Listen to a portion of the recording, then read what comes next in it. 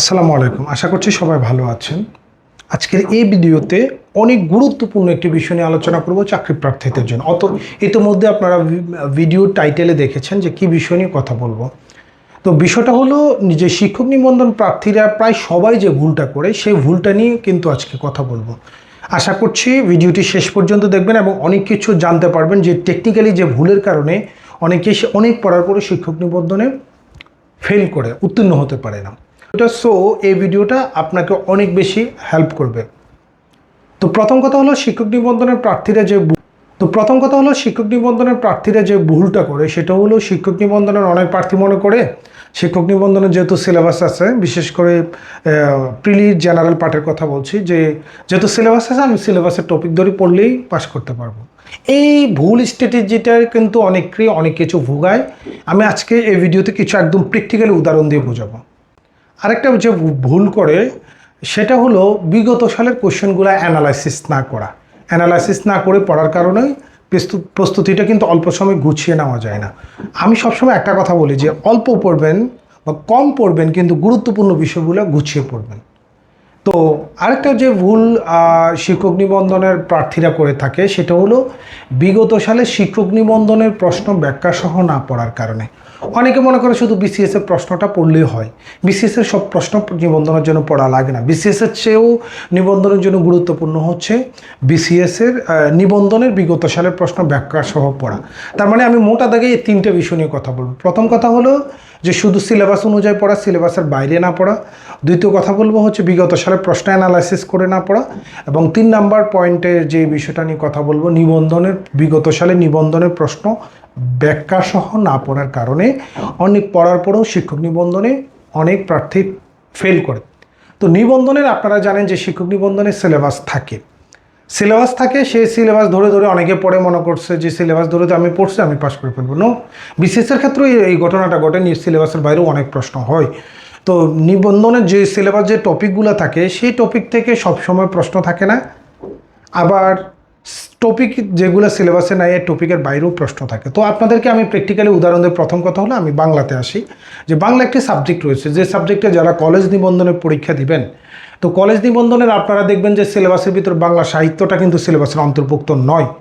কিন্তু আমি একদম নিজে গুণে দেখেছি যে সর্বশেষ যে 18তম নিবন্ধন পরীক্ষা অনুষ্ঠিত হয়েছে সেখানে বাংলা সাহিত্য থেকে 11টি প্রশ্ন ছিল, এবং আপনার যদি 17তম নিবন্ধন বলেন সেখানেও প্রায় 3টি ছিল, এবং 16তম নিবন্ধনে 4টির মতো প্রশ্ন ছিল।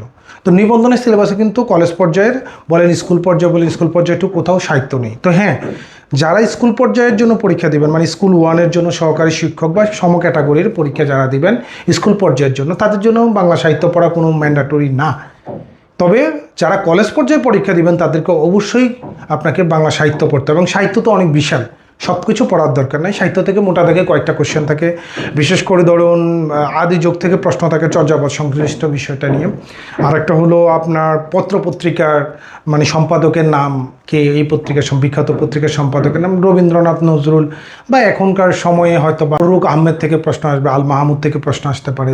তো জসীমউদ্দিন থেকে আগেও প্রশ্ন আসতো, তো জসীমউদ্দিন থেকে প্রশ্ন আসবে। তো এরকম কিছু কবি সাহিত্যিক রয়েছে, তাদের থেকে কিছু গুরুত্বপূর্ণ রচনা থেকে প্রশ্ন আসতে পারে।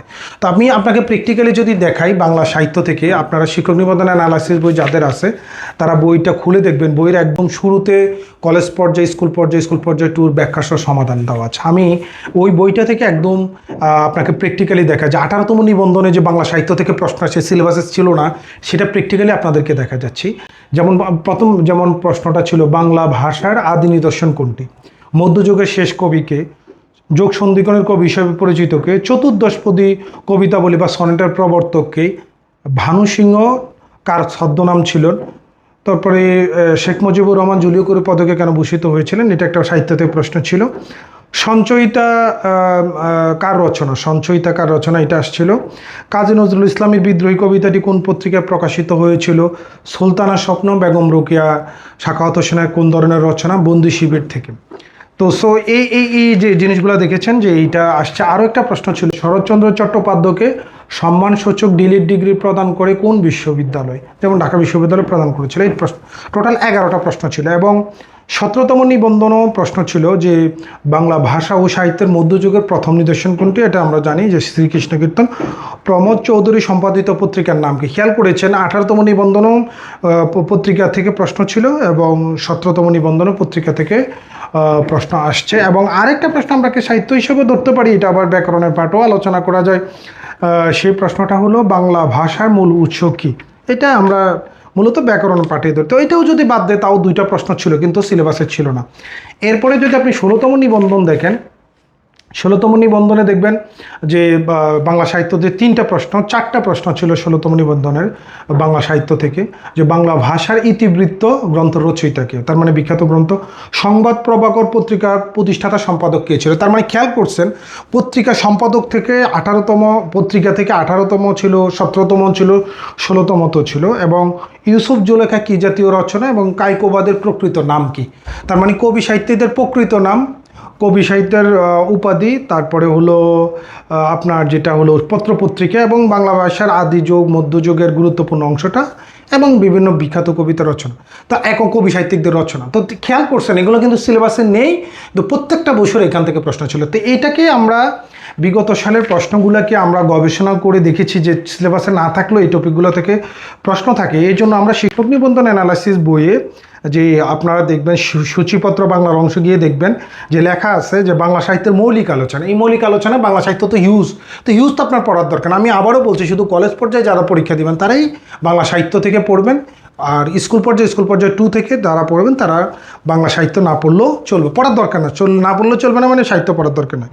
তো বাংলা সাহিত্যের বিভিন্ন বিষয়ের প্রবর্তক ও জনক, এটা থেকে প্রশ্ন থাকে, এটা আমরা অন্তর্ভুক্ত। কবি সাহিত্যিকদের উপাধি, কবি সাহিত্যের প্রকৃত নাম, ছদ্মনাম 395 নম্বর পৃষ্ঠাতে গেলে দেখতে পাবেন। বাংলা সাহিত্যের ইতিহাস বিষয়ক প্রামাণ্য গ্রন্থ রচয়িতা 396 নম্বর পৃষ্ঠা দেখতে পাবেন।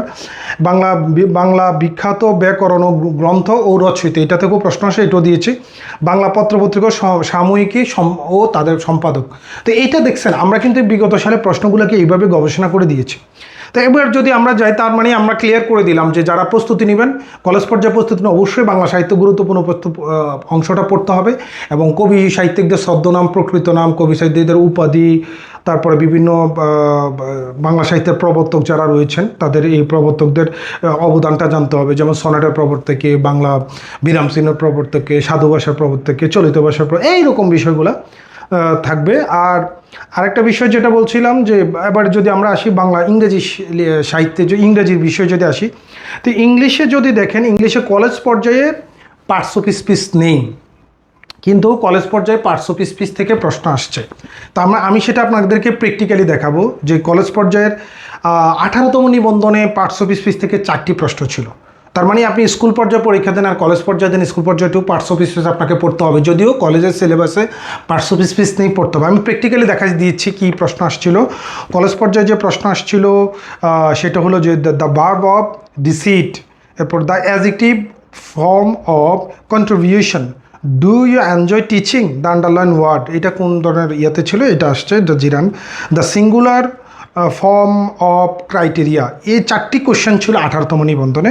17তম নিবন্ধনে কলেজ পর্যায়ের আপনার থেকে প্রশ্ন ছিল, এই পার্টস অফ স্পিচ থেকে একটা প্রশ্ন ছিল দ্য ভার্ব অফ ডেঞ্জার। তো ডেঞ্জার ভার্ব অ্যান্ড ডেঞ্জার আমরা সেটা জানি, তো তাই হোক আপনাকে তো জানতে হবে, পার্টস অফ স্পিচ সিলেবাসে নিয়ে প্রশ্ন কিন্তু আসছে। এরপরে 16তমতে 2টি কোশ্চেন আসছিল, দ্য ওয়ার্ড হিউমিলি ইজ, এটা কি?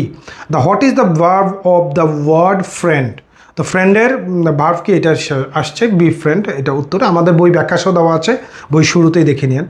এরপরে দেখেন তার মানে কি 17তমতে আসলো একটা, 18তমতে 4টা, 16তমতে 2টা, এবং আপনার হলো 15তমতে 3টা আসছে। 15তমতে দেখেন রিপিট শব্দ আসে, দ্য ভার্ব অফ ডিসিট, ডিসিটের ভার্ব কি, এটা কি কততমতে আসছে? 15তম নিবন্ধনে আসছে কলেজ পর্যায়ে। আবার ঠিক একই প্রশ্ন 18তমতে আসে দ্য ভার্ব অফ ডিসিট, তার মানে এটা রিপিট কোশ্চেন আসছে। A rolling stone gather no moss, the রুলিংটা এখানে কি? রুলিংটা এখানে একটা পার্টিসিপল, এইটা পরীক্ষাতে আসছিল। তার মানে জিরান পার্টিসিপল ইনফিনিটিভ, বিশেষ করে জিরান এবং পার্টিসিপল, এই দুটো জিনিস আপনাকে জানতে হবে। যদি সেটা বই এর মধ্যে নাই, সিলেবাসে নাই, কিন্তু আমরা আমাদের বইয়ে বিগত সালের প্রশ্নগুলো অ্যানালাইসিস করে আমরা সেখানে দিয়েছি। এবং 14তম নিবন্ধনও আপনার 3টি প্রশ্ন ছিল। তাহলে আপনি দেখেন পার্টস অফ স্পিচ থেকে 14তমতে 3টা, 15তমতে 3টা, 16তমতে 2টি, 17তমতে 1টি এবং সর্বশেষ অনুষ্ঠিত 18তম নিবন্ধনে 4টি প্রশ্ন ছিল। তার মানে পার্টস অফ স্পিচ আমার কলেজের সিলেবাসের নাই, কিন্তু আসছে। তো আরেকটা জিনিস আপনারা প্রস্তুতির ক্ষেত্রে খেয়াল রাখবেন, ইংলিশ বা লিটারেচার কিন্তু আপনার পড়ার কোনো প্রয়োজন নয়, সেটি স্কুল পর্যায়ে হোক, কলেজ পর্যায়ে হোক, কলেজ পর্যায়ে 2 হোক, জেনারেল পার্টের জন্য। আর যদি আপনি বাংলার ক্ষেত্রে বলেন, তাহলে বাংলা সাহিত্য অবশ্যই পড়তে হবে শুধু যারা কলেজ পর্যায়ে পরীক্ষা। তার মানে এটা আপনার পরীক্ষার ভুল স্ট্র্যাটেজি। তো আমরা যেটা বলবো যে নিবন্ধনের ক্ষেত্রে আপনাকে অবশ্যই বিগত সালে প্রশ্নগুলো অ্যানালাইসিস করবেন। অ্যানালাইসিস মানে কি, কোন টপিক থেকে কোন ইয়ারে কী ধরনের কোশ্চেন আসছে, কোশ্চেনের প্যাটার্ন কি, এটা আপনাকে পড়তে হবে। সেটা আমাদের প্রত্যেকটা এই শিক্ষক নিবন্ধন অ্যানালাইসিস বইয়ে প্রত্যেকটা টপিকের আলোচনা শুরুতেই আমরা দিয়ে দিয়েছি এক পলকে দেখার জন্য কোন টপিক থেকে কয়টা কোশ্চেন আসছে, কী ধরনের কোশ্চেন আসছে, কলেজ পর্যায়ে, স্কুল পর্যায়ে 3ওটাই। ধরেন আমি যদি বলি পার্টস অফ স্পিচে কলেজ পর্যায়ে কী ধরনের কোশ্চেন আসছে, এটা এক পলকে দেখে নিতে পারবেন। আলোচনা শুরুতেই আমরা এটা দিয়েছি। এরপর স্কুল পর্যায়েতে কী আসছে সেটা আমরা দেখতে পারবেন। স্কুল পর্যায়ে 2তে কী ধরনের পার্টস অফ স্পিচ থেকে কোশ্চেন আসছে সেটা এক পলকে দেখবেন। এবং একটু আগে আলোচনাতে আমি দেখিয়েছি যে রিপিট কোশ্চেন কীভাবে হয়, এবং রিপিট কোশ্চেন যেমন আসবে, পাশাপাশি কোশ্চেনের প্যাটার্ন বোঝার জন্য আপনাকে বিগত সালের প্রশ্ন আপনাকে পড়তে হবে। এখন বলতে পারেন বিগত সালের প্রশ্ন কি সব পড়তে হবে? তবে আপনি যেই পর্যায়ে পরীক্ষা দিবেন অ্যাটলিস্ট সেই পর্যায়ে প্রশ্ন অবশ্যই পড়বেন।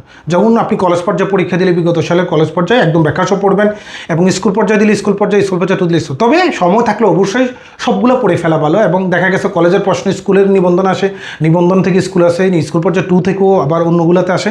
তো সবগুলো পড়তে পারলে বেটার হয়। এবার কেউ বলছেন যে বিসিএস এর কোশ্চেন কি আমাকে পড়তে হবে কিনা। বিসিএস এর সকল কোশ্চেন পড়ার দরকার না, গুরুত্বপূর্ণগুলো যেগুলো নিবন্ধন স্ট্যান্ডার্ডে সেগুলো পড়া দরকার। তো এখন সেগুলো আলাদাভাবে পড়ার দরকার না, আপনি তো আর বুঝতে পারবেন না যে কোনটা পড়বেন কোনটা পড়া লাগবে না। সেই গুরুত্বপূর্ণ বিষয়গুলো আমরা সেখানে এই জায়গাটাতে এই নিবন্ধনের অ্যানালাইসিসের শিক্ষক নিবন্ধন অ্যানালাইসিস বই বিস্তারিত আলোচনার ভিতরে আমরা সেটা নিয়ে আসছি। আপনাকে আলাদাভাবে পড়ার প্রয়োজন না, যারা নিবন্ধন বই পড়ছে তারাই জানে এই বইটা থেকে কেমন কোশ্চেন আসছে। তো নিবন্ধনের এই যে 3টি স্ট্র্যাটেজি, আপনারা যদি এই ভুলটা সবাই করেন যে সিলেবাস, শুধু সিলেবাস, কেউ সিলেবাস পড়ে না, ফলো করে না, আবার কেউ আছে সিলেবাস ফলো করলে শুধু সিলেবাস অনুযায়ী পড়ে, বিগত সালের কোশ্চেনগুলো দেখে না, এবং সিলেবাসের বাইরের টপিক পড়ে না, এই ভুলটা করে, এবং সেই ভুলটা, এবং বিগত সালে ব্যাখ্যা সহ প্রশ্ন পড়ে না। তো বিগত সালে ব্যাখ্যা কই পাবেন? তো বাজার দেখবেন যে নিবন্ধনে বিগত সালে প্রশ্ন ব্যাংক পাওয়া যায়। তো শিক্ষক নিবন্ধন অ্যানালাইসিস বইয়ে সূচিপত্র দেখলে বুঝতে পারবেন কলেজ পর্যায়ে, স্কুল পর্যায়ে 2 সবগুলোর নিবন্ধনের প্রশ্ন বই শুরুতেই ব্যাখ্যা সহ সমাধান দেওয়া আছে। তো আলাদাভাবে আপনার ব্যাখ্যা সহ মানে প্রশ্ন ব্যাংক কেনার দরকার নেই, আলাদা টাকা খরচ করার দরকার নেই। এবং 2 নম্বর কোশ্চেন হচ্ছে কোশ্চেন অ্যানালাইসিস একদম ইজিলি আপনি শিক্ষক নিবন্ধন অ্যানালাইসিস বইয়ের যে কোনো টপিকের শুরুতে গিয়ে দেখবেন যে এই টপিকে কোন জায়গা থেকে কী ধরনের কোশ্চেন আসছে সেটা দেওয়া আছে, এবং কোন টপিক আপনাকে পড়তে হবে না সেটাও উল্লেখ করে দেওয়া হয়েছে। যেমন আর্টিকেল হচ্ছে কলেজ পর্যায়ের নিবন্ধনের মধ্যে আসে, এই বইয়ের মধ্যে উল্লেখ আছে দেখবেন আর্টিকেল। তো সেটা আবার স্কুল পর্যায়ে 2 সিলেবাসে না, এগুলো থেকে প্রশ্ন আসে না, সেটা আমরা আবার বই শুরুতে আমরা উল্লেখ করে দিয়েছি। ওই টপিকটা শুরুতে উল্লেখ করে দিয়েছি যে আর্টিকেল থেকে কলেজ পর্যায়ে কী ধরনের কোশ্চেন আসছে। স্কুল পর্যায়ের ক্ষেত্রে আমরা বলে দিয়েছি এটা সিলেবাসে অন্তর্ভুক্ত নয় স্কুল পর্যায়ে, কিন্তু এটা থেকে প্রশ্ন আসে নাই। আবার স্কুল পর্যায়ে 2 এটাও আমরা আর্টিকেল তাদের সিলেবাসে নেই, এটা থেকে প্রশ্ন আসে না, সেটাও আমরা উল্লেখ করে দিয়েছি। আবার পার্টস অফ স্পিচের ক্ষেত্রে আমরা বলে দিয়েছি যে এটা কলেজের নিবন্ধনের সিলেবাসে উল্লেখ নাই, কিন্তু সেটা থেকে প্রশ্ন আসে। তার মানে আমরা সেটা উল্লেখ করেছি এবং দেখাই দিয়েছি যে কী ধরনের কোশ্চেনগুলো আসছে। তো নিবন্ধনের এই যে স্ট্র্যাটেজি সেটা আপনাকে ফলো করলে অল্প সময় আপনি প্রস্তুতি নিতে পারবেন। শিক্ষক নিবন্ধন অ্যানালাইসিস এটা সাজেশন ভিত্তিক বাংলাদেশের প্রথম নিবন্ধন বই, সেটা পড়লে জেনারেল পার্টের 100 নম্বর প্রস্তুতির জন্য আর কিছু প্রয়োজন না। হ্যাঁ, কেউ বলেছেন যে স্যার আপনাদের একটা মডেল টেস্ট বের করলে ভালো হয়, আমরা প্রস্তুতিটা একটু যাচাই করতাম পরীক্ষার আগে আমার প্রস্তুতি কেমন। তো সেই জন্য আমরা যেটা করেছি, স্কুলের স্ট্যান্ডার্ডে স্কুলের জন্য আলাদা, কলেজের স্ট্যান্ডার্ডের জন্য কলেজ পর্যায়ে আলাদা, এবং স্কুল পর্যায়ে 2 এর স্ট্যান্ডার্ডের জন্য স্কুল পর্যায়ে 2 এর আলাদা মডেল টেস্ট বের করেছে, নাম দিয়েছে final model test and short suggestion. তো final model test and short suggestion বইটি আপনার নিকটস্থ লাইব্রেরিতে পাবেন, জেলা পর্যায়ে, এবং অনলাইন রকমারি আলম বুকস, তারপরে ওয়াফি লাইভ, মামুন বুকস, এইরকম অনেক বিডি বুকস, অনেক লাইব্রেরি অনলাইন আছে, তাদের থেকেও আপনি অর্ডার করে নিয়ে যেতে পারবেন। তো শিক্ষক নিবন্ধনের এই প্রস্তুতির ক্ষেত্রে এই ফলোগুলো করতে পারেন। আর রিটেনের ক্ষেত্রে একটা টিপস দিয়ে দেয়, রিটেনের নিবন্ধনের যে ভুলটা করেন সবাই, রিটেনের ক্ষেত্রে বাজার থেকে রিটেনের একটা গাইড কিনে পড়া শুরু করেন। শুধু রিটেনের বাজারে গাইড পড়ে রিটেনে ভালো করতে পারবেন না।